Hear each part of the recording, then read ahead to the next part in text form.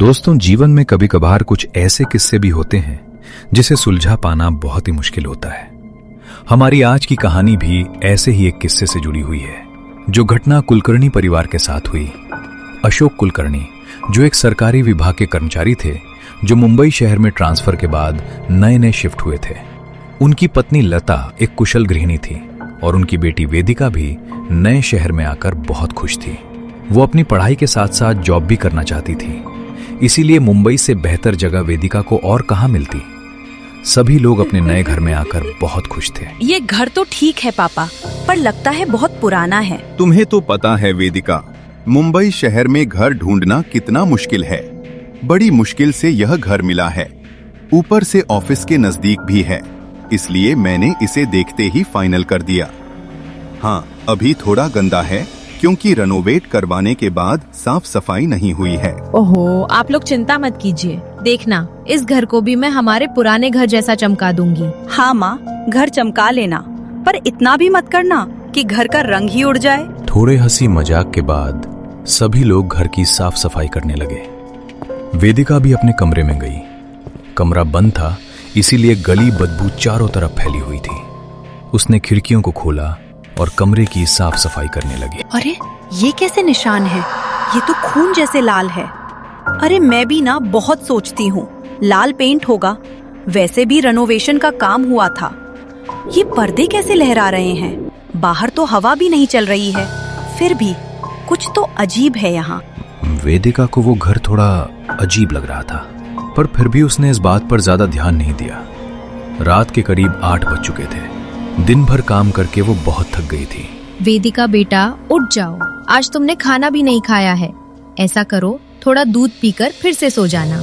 माँ के कहने पर वेदिका ने दूध पी लिया और सोने के लिए लेट गई। रात के करीब 1 बज रहे थे। वेदिका को एहसास हुआ जैसे उसके बेड के नीचे कोई जोर जोर से नाखून उसे खरोच रहा है। आवाज को सुनकर उसकी आंखें खुल गईं। ये पलंग के नीचे से कैसी आवाज आ रही है? कहीं इसके नीचे कुछ है तो नहीं?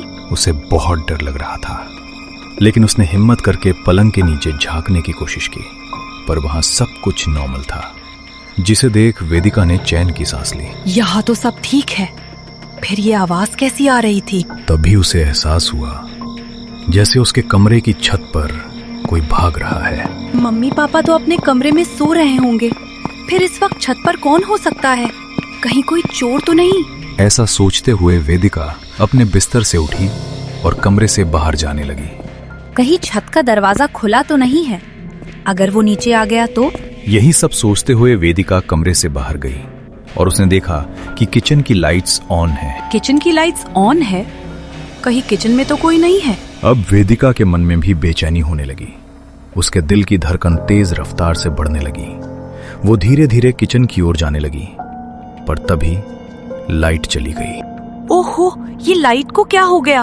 इसे भी अभी जाना था। अंधेरे में ढूंढते हुए वो ड्रॉर के पास पहुंची और टॉर्च निकाला। टॉर्च जलाकर धीमे कदमों से वो किचन की ओर जाने लगी। वहां पहुंचते ही उसने देखा किचन में कोई भी नहीं था, सब कुछ बिल्कुल शांत था। अरे यहाँ तो सब नॉर्मल है, मैं भी खामखा ही डर रही थी। तभी टॉर्च की लाइट अचानक से बंद हो गई। अब इस टॉर्च को क्या हो गया? टॉर्च वापस चलने लगी, पर सामने वेदिका की मम्मी खड़ी थी, जिसे अचानक देख वेदिका डर गई। ओहो मम्मी, तुमने तो मुझे बिल्कुल डरा ही दिया। ये फिर बंद हो गई। वेदिका ने सामने देखा, पर अपने सामने का मंजर देख वो घबरा गई, क्योंकि अब उसकी माँ उसके सामने नहीं थी। मम्मी, मम्मी, अभी तो मम्मी यही थी, इतनी जल्दी कहाँ गई? वेदिका के चिल्लाने की आवाज सुनकर उसके मम्मी पापा भागते हुए उसके पास आए। किचन में इस तरीके से वेदिका को बैठे हुए देख वो घबरा गए। क्या हुआ बेटा, तुम इतनी घबराई हुई क्यों हो? और यहाँ पर इस तरह ऐसे क्यों बैठी हो? सब ठीक तो है ना? अपनी माँ की आवाज सुनकर वेदिका ने अपनी माँ को गले लगा दिया और जोर जोर से रोने लगी। मम्मी, मम्मी, यहाँ कोई है? वेदिका ने अब तक की सारी बात अपनी मम्मी पापा को बताई। ये सुन उन्हें भी बहुत अजीब लगा, इसीलिए वेदिका के पापा छत पर देखने के लिए गए। वो वापस लौटे तो उन्होंने बताया कि छत पर तो कोई भी नहीं था, सब कुछ नॉर्मल है। अपने पापा की बात सुनकर भी उसे विश्वास नहीं हो रहा था। वो बहुत ज्यादा घबराई हुई थी। जिसे देख उसकी मम्मी ने उसे संभाला। बेटा कुछ भी नहीं है यहाँ पे, सब कुछ नॉर्मल है। शायद तुम आज बहुत ज्यादा थक गई हो, इसी वजह से नींद में तुम्हें वहम हुआ होगा। चलो अब घबराओ मत, जाओ अपने कमरे में आराम करो। माँ के समझाने पर वेदिका शांत हो गई और अपने कमरे में जाकर आराम करने लगी। वो रात तो किसी तरह निकल गई, पर अगले दिन की बात है। अशोक ऑफिस गए हुए थे और वेदिका भी जॉब के सिलसिले से बाहर गई हुई थी। घर पर लता किचन में खाना बना रही थी। तभी घर की डोरबेल जोर जोर से बजने लगी। अरे आ रही हूँ बाबा, पर यहाँ तो हमें कोई नहीं जानता, फिर कौन हो सकता है? लता ने दरवाजा खोला, पर सामने कोई नहीं था। ये देख वो आश्चर्यचकित रह गई। अजीब बात है, अभी तो कोई इतनी जोर जोर से बेल बजा रहा था, फिर इतनी जल्दी कहाँ गया? आसपास कोई न दिखाई देने पर वो दरवाजा बंद करके वापस अंदर आने लगी, पर डोरबेल वापस वैसे ही जोर जोर से बजने लगी। तभी उसने फिर जाकर दरवाजा खोला, पर अब की बार भी कोई नहीं था। जरूर कोई शरारत कर रहा है। ऐसा सोचते हुए उसने चारों तरफ देखा, पर उसे घर के आसपास कोई भी नजर नहीं आया। वो दरवाजा बंद करके वापस अंदर आने लगी, पर अब की बार दरवाजे पर जोर जोर से दस्तक होने लगी, जिसे सुन अब लता के मन में भी थोड़ा डर आ गया। उसे कुछ समझ नहीं आ रहा था कि आखिर ऐसे कौन कर सकता है। वो इसी असमंजस में खड़ी होकर सोच रही थी, पर तभी जोर से दरवाजा खुला, जिसकी आवाज सुनकर वो डर गई। मैंने तो दरवाजा बंद किया था, फिर ये खुला कैसे? लता में हिम्मत नहीं थी कि वो पीछे मुड़कर देखे, क्योंकि डर से उसके माथे पर पसीना आने लगा था। बहुत हिम्मत करके वो पीछे मुड़ी, पर वहां अब की बार भी कोई नहीं था। शाम के 6 बजे वेदिका घर आई तो उसने देखा घर का मेन डोर खुला हुआ था। मम्मी तो कभी दरवाजा ऐसे खुला नहीं छोड़ती, फिर आज क्या हुआ? वो घर के अंदर गई तो उसने देखा उसकी मम्मी सोफे पर परेशान बैठी हुई है। क्या हुआ मम्मी, आप आज इस तरह दरवाजा खुला छोड़कर बैठी हुई हो? वेदिका को सामने देखकर उसकी मम्मी ने उसे सारी बातें बताई। बस इतनी सी बात मम्मी, अरे किसी बच्चे ने शरारत की होगी, नई जगह है, अभी हमें किसी के बारे में पता नहीं, इसीलिए किसी ने परेशान करने के लिए ऐसा किया होगा, आप चिंता मत करो। हाँ शायद ठीक कह रही है तू, मैं भी कुछ ज्यादा ही सोच रही हूँ। उस दिन तो वेदिका ने अपनी माँ को समझा दिया, पर घर में दिन ब दिन कुछ न कुछ घटनाएं घटने लगी, जिससे सभी घर वाले बहुत परेशान रहने लगे। क्या हुआ यार, तू इतनी परेशान क्यों लग रही है? क्या बताऊं यार तुझे, जब से हम यहाँ आए हैं तब से घर में रोज कुछ ना कुछ अजीब हो रहा है। आज पापा की इम्पोर्टेंट मीटिंग थी, उन्होंने रात भर काम करके सारी फाइल्स में डॉक्यूमेंट अरेंज किए थे, पर सुबह देखा तो सारी फाइलों के पन्ने इधर उधर बिखरे पड़े थे। वेदिका ने अपने दोस्त ज्योति से अब तक की हुई सारी घटनाएं बता दी। यार इतना कुछ हो रहा है तेरे घर में, मुझे लगता है तुझे किसी को अपना घर दिखाना चाहिए। तू कहे तो मेरे नोन में एक बहुत बड़े पैरानॉर्मल एक्सपर्ट है, वो इन सब चीजों से निकलने में तेरी मदद कर सकते हैं। Paranormal expert? हाँ, अगर तू किसी तांत्रिक बाबा के चक्कर में पड़ेगी तो बहुत टाइम लग जाएगा। इन सब चीजों से तुम्हें बाहर निकालने के लिए एक अच्छे पैरानॉर्मल एक्सपर्ट की जरूरत है। वो टेक्नोलॉजी की मदद से भूत प्रेतों से जल्दी कांटेक्ट कर पाते हैं। अगर तू कहे तो मैं उनसे तेरे लिए बात कर सकती हूँ। जी आप? Myself Yash and I am a paranormal expert. मुझे यहाँ पर आपकी फ्रेंड ज्योति ने भेजा है। यश, जो कि एक पैरानॉर्मल एक्सपर्ट है, वो अपने बैग से कुछ घोस्ट हंटिंग की गैजेट्स निकालता है और घर वालों को हॉल में रुकने को बोलता है। फिर उनके घर में वो अपनी रिसर्च शुरू कर देता है। इन सब चीजों से वेदिका और उसके माता पिता डरे हुए थे। थोड़ी देर बाद यश उनके पास आया। बेटा यहाँ सब ठीक तो है ना? जी हाँ आंटी, यहाँ सब ठीक है, कोई घबराने वाली बात नहीं है। भगवान का शुक्र है। ठीक है आंटी, फिलहाल मैं चलता हूँ, आप लोगों को डरने की कोई जरूरत नहीं है। वेदिका बेटा, इनको बाहर तक छोड़ाओ। ठीक है पापा। उसके घर वाले राहत की सांस लेते हैं और वो दोनों वहां से चले जाते हैं। सर आप श्योर है ना, मेरे घर में कुछ नहीं है? हम जब से यहाँ पर आए हैं बहुत परेशान हो चुके हैं। मैं तो रात को सो तक नहीं पा रही हूँ। मुझे हमेशा इस घर में किसी की मौजूदगी का एहसास होता है। देखिए, आपके घर वाले पहले से डरे हुए हैं, इसलिए मैंने अंदर कुछ नहीं कहा। और शॉकिंगली मेरे इंस्ट्रूमेंट्स ने भी कुछ डिटेक्ट नहीं किया। यानी आपके घर में जो भी एंटिटी है वो किसी के सामने नहीं आना चाहती, इसीलिए मेरे गैजेट्स ने कुछ नहीं बताया। लेकिन इस घर में कुछ तो नेगेटिविटी है जो मैंने भी महसूस की है। तो अब आगे देखिए, मैंने जो महसूस किया है उस पर मैं रिसर्च करूंगा, फिर आपको बताऊंगा। आपके पास मेरा नंबर तो है ही। इस बीच अगर आपको कोई दिक्कत हो तो मुझे कॉल कर लीजिएगा। ऐसा कहकर यश वहां से चला जाता है। अगले दिन सुबह घर में सारा सामान बिखरा हुआ पड़ा था। कई चीजें टूटी हुई भी थी। किसी को कुछ समझ नहीं आ रहा था कि आखिर ये सब कैसे हुआ। तभी दरवाजे की बेल बजी। वेदिका की मां ने दरवाजा खोला तो सामने यश खड़ा था। बेटा अच्छा हुआ तुम आ गए, हम लोग तो बहुत परेशान थे। ये देखो हमारे घर की हालत क्या हुई है। मैं सब जानता हूँ आंटी, यहाँ क्या हुआ है और ये सब कौन कर रहा है। वो कैसे बेटा? कल जब मैं यहाँ आपके घर से गया था तो मैंने अपने कुछ इंस्ट्रूमेंट्स आपके घर में लगा दिए थे, जैसे ghost hunting camera, EMF meter. कल पूरी रात मैंने उस कैमरे से आपके घर पर नजर रखी।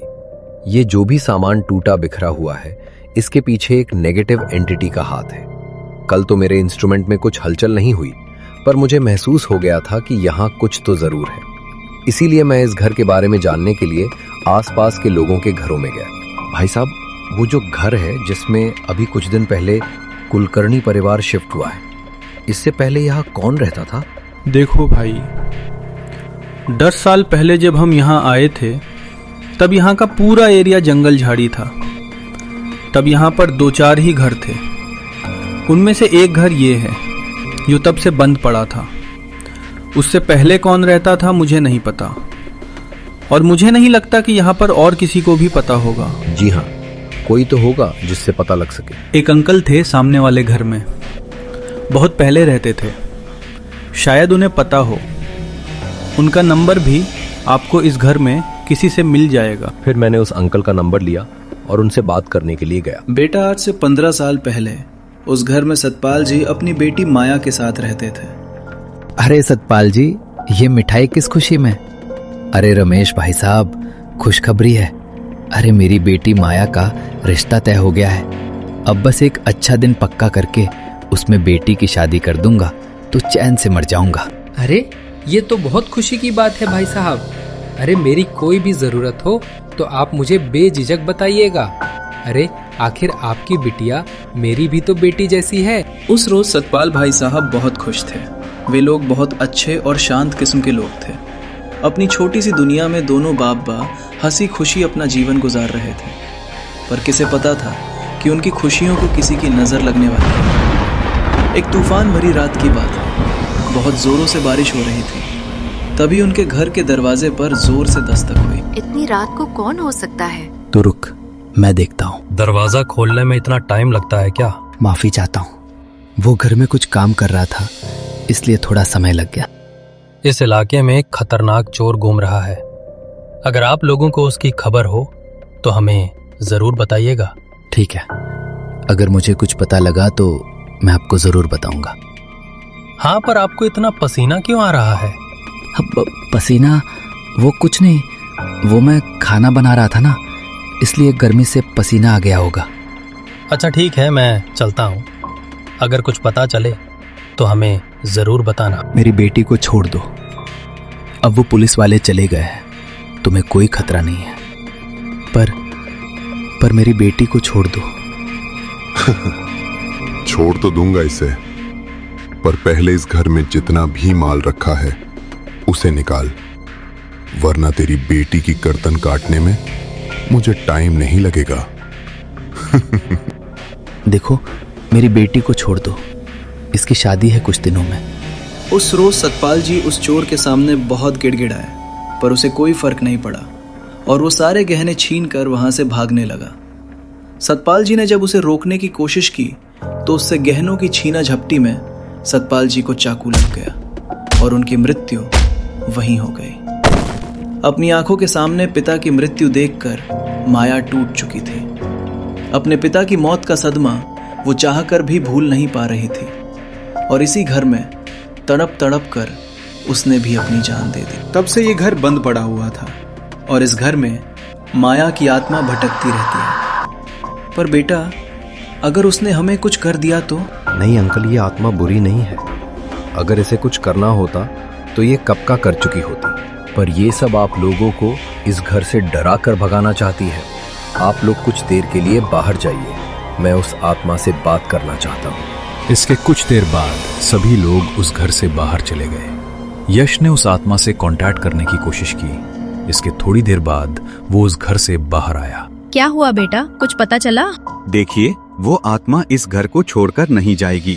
यह घर उसका है, इसलिए उसने चेतावनी दी है कि इस घर को छोड़कर आप लोग चले जाइए, वरना वो किसी को नहीं छोड़ेगी।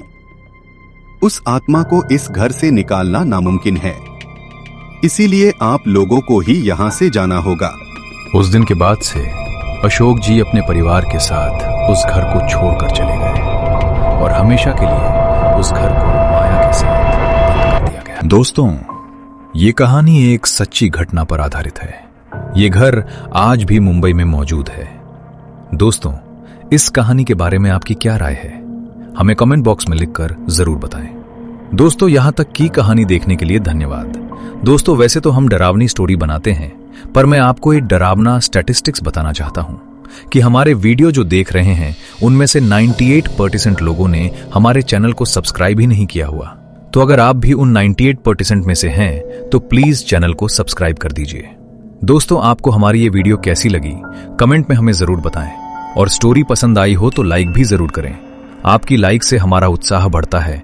और साया सैटरडे यूट्यूब चैनल को सब्सक्राइब कर बेल आइकन भी जरूर दबाएं, ताकि आगे आने वाली स्टोरी आप सबसे पहले देख पाए। हमारी स्टोरी को प्यार देने के लिए और पूरी देखने के लिए आपका बहुत बहुत धन्यवाद।